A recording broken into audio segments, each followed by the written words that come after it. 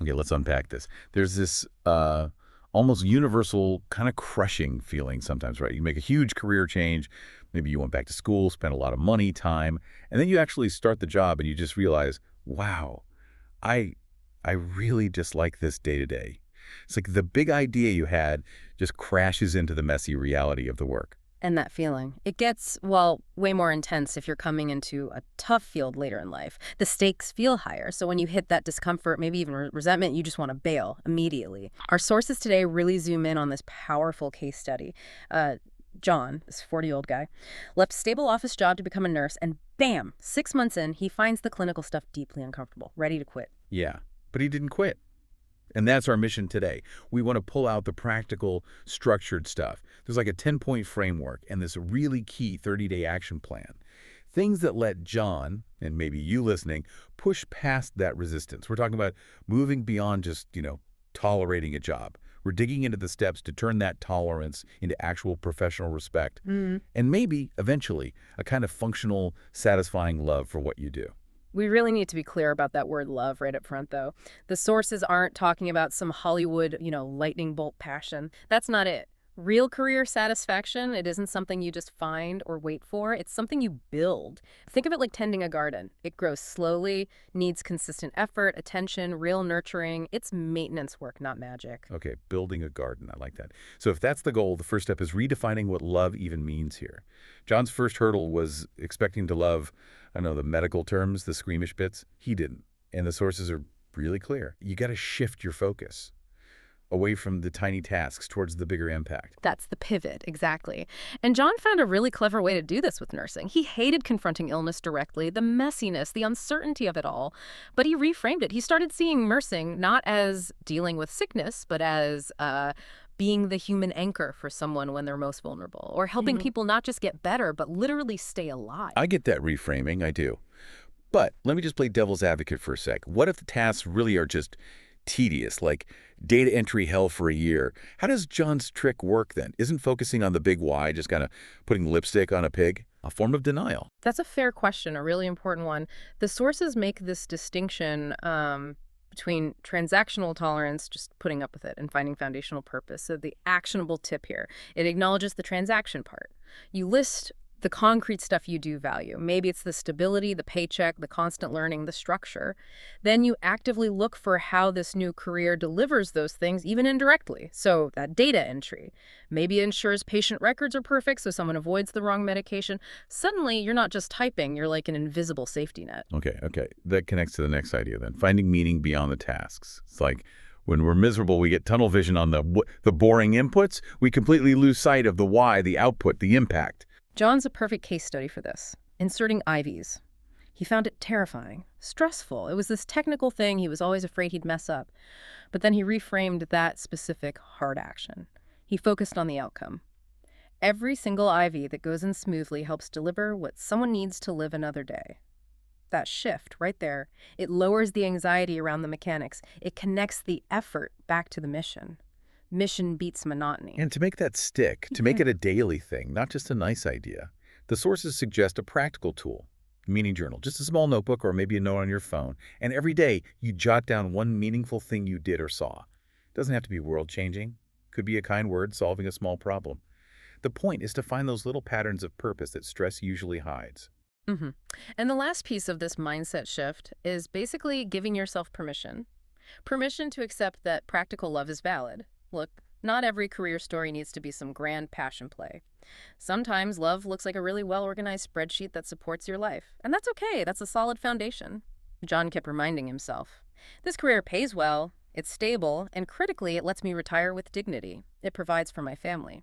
But wait a minute, if John focuses only on the pay and stability, isn't there a risk?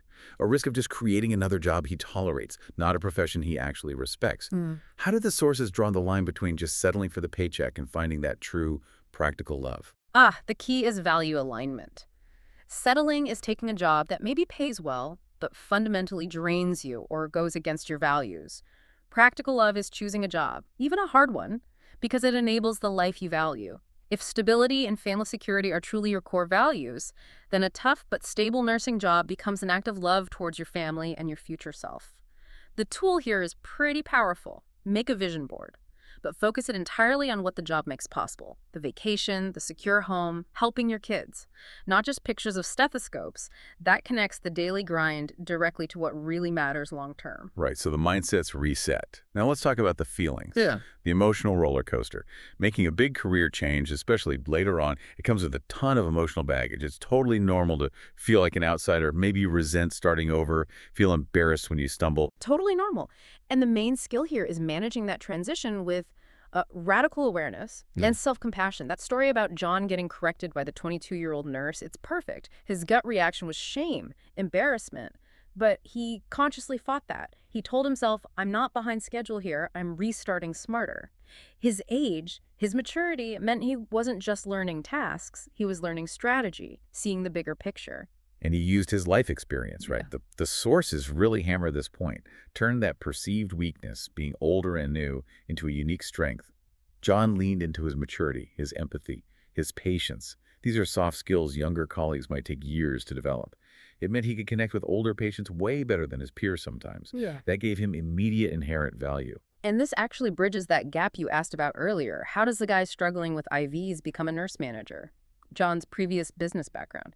That gave him organizational skills. Maybe invisible bedside, but crucial for running a ward.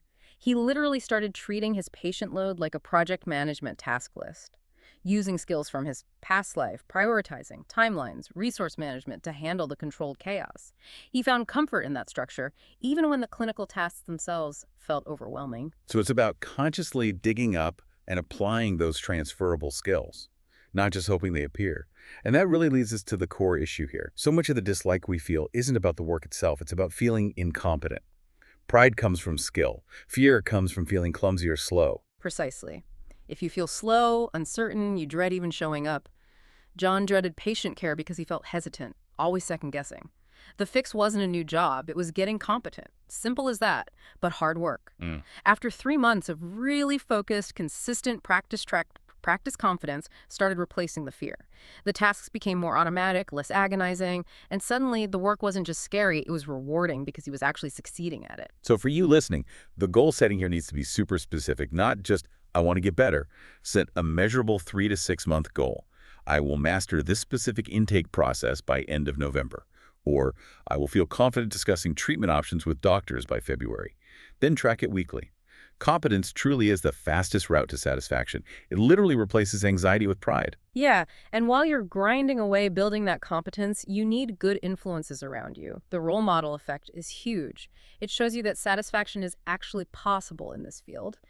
John deliberately sought out and shadowed an older nurse who clearly loved her job. But her joy wasn't about her salary or title. It was about how she did the job. Her calm, her humor, her kindness, even under pressure. You got to find mentors who approach the job like a craft, not just a chore they have to get through. Look for people who balance being professional with being warm, whose energy kind of lifts the room. Their example is like living proof that the hard parts can be navigated with grace. Which brings us to a really practical point. Not all environments are created equal. Sometimes you don't actually hate the career itself. You hate the specific place, the specific context you landed in. This was huge for John. He first landed in a super chaotic, high-stress ER. It just completely clashed with his personality. He was more methodical, detail-focused. He felt drained, useless there. But then he shifted. He tried quieter settings, private home care, nursing home shifts, places where he actually had the time and space to build real personal connections. He thrived. The takeaway here is critical.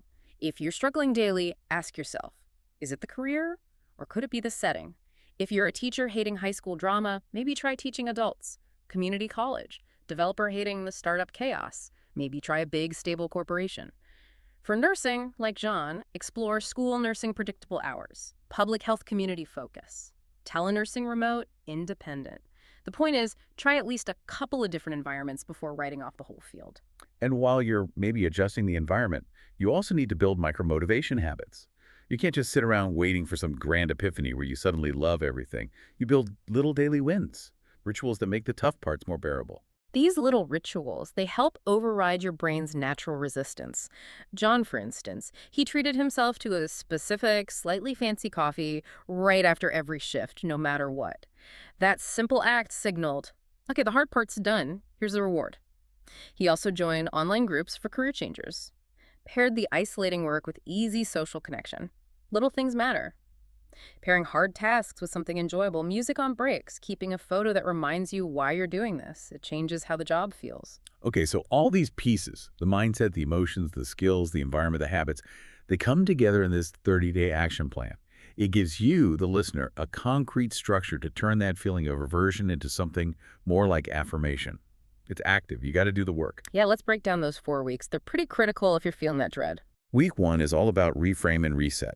It's mental prep work. You define your core why, your non-negotiables. You maybe read some inspiring stories from people in your field. Remind yourself of the potential upside. And crucially, you list 5 specific skills from your past career that you can actually use now. The goal is shifting from, I hate being new, to, I'm adapting this smartly. Week 2 is connection and competence. Now the real effort kicks in. You intentionally talk to one colleague, ask them what they genuinely like about the job, try to understand their source of satisfaction. You pick one new skill and practice it until it feels, well, smooth. Not perfect, maybe, but smooth enough that it causes less anxiety. And you start that meaning journal. One hard thing you dealt with, one meaningful thing you saw or did, and one thing you felt proud of today. Okay, week 2 sounds intense, but doable. Week 3 is about structure and support. This is managing the life around the job. You pinpoint one thing about your current environment that really drains you, maybe the commute, the noise, the schedule, and find one practical way to make it better. Listen to a great audiobook on the commute, find a quiet spot for lunch, negotiate a tiny schedule tweak, and you also actively seek out a mentor or join some kind of support group, official or unofficial, for career changers. Goal: shore up your external supports so the internal work feels less overwhelming. Makes sense. Build the scaffolding. Week 4 is identity and growth solidification. What happens here? Okay, by now, you should look back at that meaning journal. You should start seeing patterns. Notice how your mindset, your reactions, maybe they've shifted, even slightly.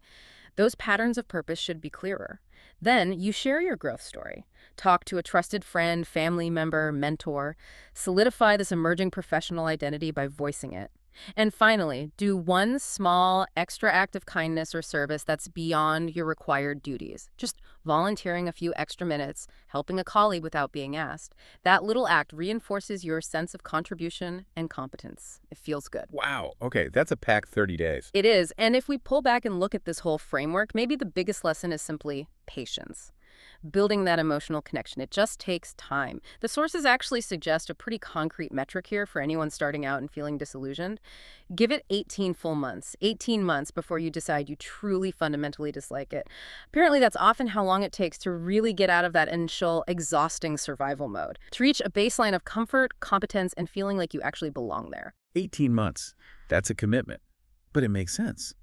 You need time to get good, time for the patterns to emerge. So after 30 days of actively using this plan, the reframing, the goals, the habits, you might not suddenly love every single task, let's be real, but the resistance should be way down. And more importantly, you'll have actual tools, specific strategies for handling the bad days. You'll start seeing the meaning woven into the small things. You've basically engineered a shift from just tolerating a job to actually respecting the profession. Exactly. It proves that career satisfaction isn't just luck or finding the perfect fit right away. It's a complex thing, sure, but it's an attainable accomplishment, something you actively build. So, our final thought for you is this. If love isn't necessarily passion, but more about purpose, growth, and maybe finding some peace in your work, what's one small, practical habit you can start, like today, right now, to begin nurturing that respect for the next 30 days? That's your assignment. Think about it.